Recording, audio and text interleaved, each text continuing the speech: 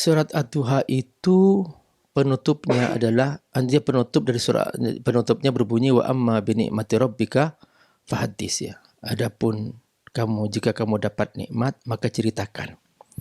Jadi para ulama tafsir ketika menafsirkan ayat ini mereka menjelaskan bahwa di sini nikmat yang bisa mengantarkan kamu kepada kebaikan ya.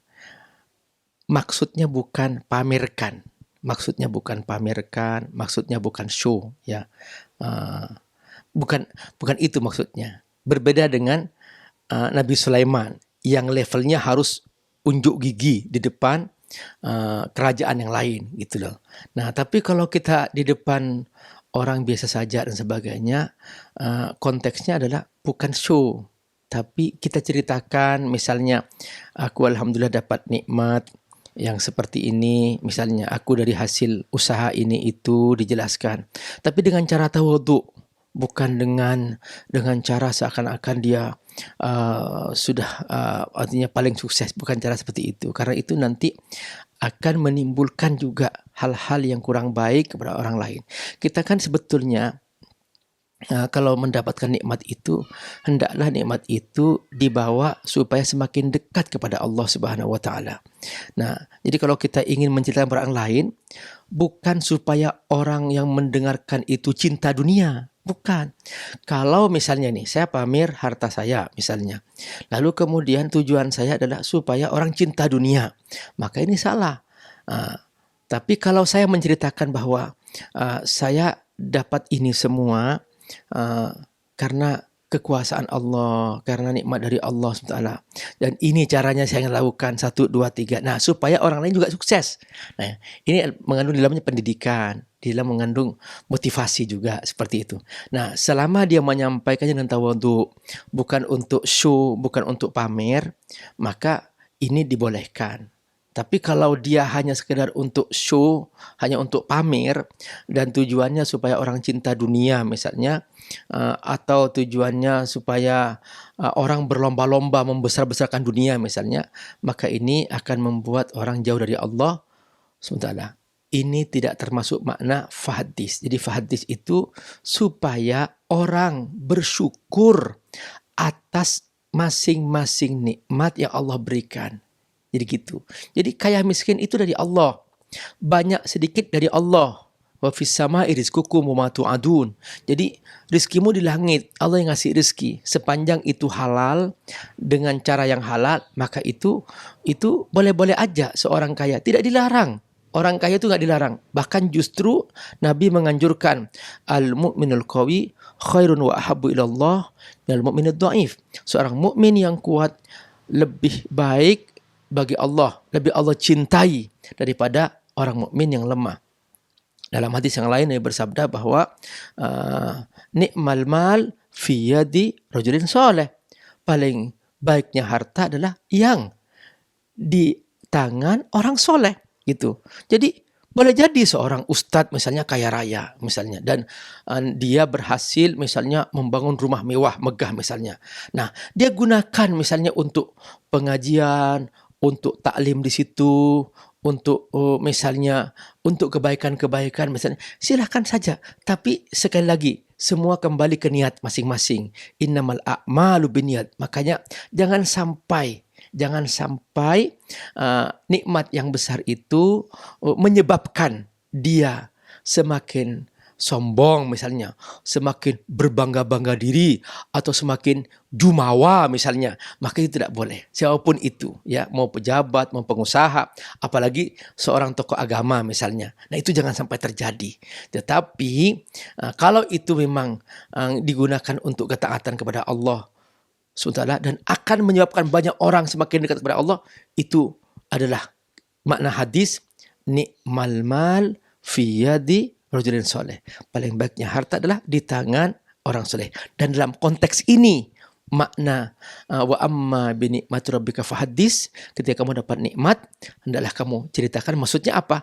Bahwa aku mendapatkan nikmat ini dalam rangka aku supaya semakin dekat kepada Allah SWT, bukan semakin lupa kepada Allah, bukan semakin aku lalai kepada Allah dan sebagainya, dan tetapi juga aku, dan juga supaya orang-orang bisa menikmati apa yang aku dapatkan ini untuk juga semakin dekat kepada Allah SWT, bukan untuk menimbulkan iri, dengki dan hasud. Jadi makanya jangan sampai ditonjol-tonjolkan mewahnya, bukan, tapi tonjolkan nikmat Allah yang didapat itu supaya diri kita semakin bersyukur dan orang lain juga bersyukur atas nikmat yang mereka dapatkan.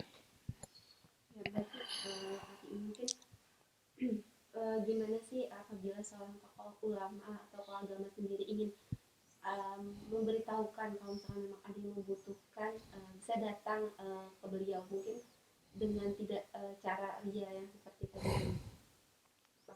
Iya. Kalau aku misalnya ya, kalau aku mendapatkan harta yang banyak berlimpah ya. Nah, kan otomatis di situ ada kewajiban zakat ya. Nah, kewajiban zakat itu ya minimal 2,5%-nya. Ya sudah, keluarkan aja zakatnya.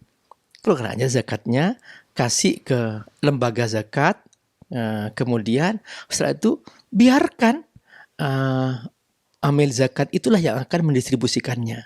Supaya kita selamat dari riya mungkin, karena kan hati nih berbolak-balik itu.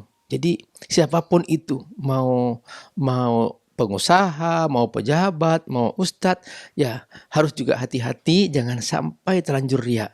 Nah, supaya kita ini tidak terkena penyakit itu, makanya oleh Allah sudah dibentuk namanya amil zakat. Titipkan aja ke lembaga zakat, bukan dengan cara misalnya aku punya rumah, tapi kan sejak awal seharusnya memang diberitahukan bahwa misalnya dia mengumumkan, wahai teman-teman, alhamdulillah aku dapat rezeki dari Allah, ini dapat rumah mewah, dan silahkan yang mau datang ke sini untuk minta bantuan, aku buka pintu lebar-lebar 24 jam, silahkan aja, kan alhamdulillah aku banyak kelebihan di sini, misalnya gitu, seperti itu. Sejak awal dia men-setting dirinya, bukan kemudian memang hanya ditonjolkan kemewahannya, tapi tidak diberikan kesempatan orang lain untuk meminta sedekah misalnya gitu ya. Sebaiknya memang apa ya, kalau diceritakan dalam surah Al-Qalam, situ Allah menceritakan tentang sahibul jannatain, yaitu orang yang punya 2 kebun yang luar biasa kaya raya ya. Nah, pemilik kebun ini dia tidak ngomong, wah dia kaya raya, enggak ngomong dia. Juga dia tidak menonjol-nonjolkan rumahnya dalam surah Al-Qalam itu. Tapi nih diperhatikan, dia mempunyai kebun itu, yang pertama dia pikirkan adalah dia tidak mau panen dari hasil kebunnya itu kecuali dia memberikan kesempatan kepada fakir miskin untuk menuai buah itu sebelum dia mengambilnya. Jadi maka dia perintahkan sama fakir miskin, silahkan kau ambil dari buah-buahan ini. Masing-masing orang 1 bakul jatahnya.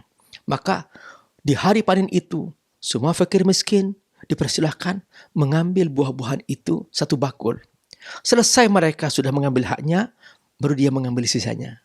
Nah, jika seperti ini, itu bagus, gitu. Bagus karena memang dia niatnya untuk itu gitu. Jadi bukan sekedar pamer, tapi dia mau menunjukkan itu. Nah, kalau begitu seperti itu juga boleh misalnya. Nah, maka dia mempersilahkan, silahkan, aku tidak akan memakai rumah ini kecuali orang-orang fakir miskin sudah menikmati, supaya mereka juga merasakan bagaimana betapa indahnya orang yang menjadi orang kaya misalnya. Silahkan, ayo ini rumah orang miskin, silahkan masuk ke dalamnya, silahkan kau nikmati. Nah, setelah itu baru dia ingin memakainya, itu silahkan. Tapi konteksnya kan bahwa kita itu untuk menggunakan suatu nikmat itu hendaklah kembali ke asal, yaitu untuk bersyukur kepada Allah. Pokoknya diingat nih, ya. Kalau untuk bersyukur kepada Allah itu dibolehkan. Tapi kalau untuk pamer dan riya itu haram. Itu aja. Jadi ujungnya tetap kembali ke niat kita. Makanya harus hati-hati kita dalam melakukan suatu pamer ya, satu show terhadap nikmat yang kita dapatkan. Dan jangan sampai ayat wa amma bi ni'mati rabbika fahaddits dibawa kemana-mana. Jangan sampai dibawa ke alam riya. Jangan sampai dibawa ke alam show ya, bahwa fahaddits maksudnya, kalau fahaddits maksudnya untuk riya maka dosa. Kalau fahaddits untuk bersyukur maka itu boleh. Itu maksudnya.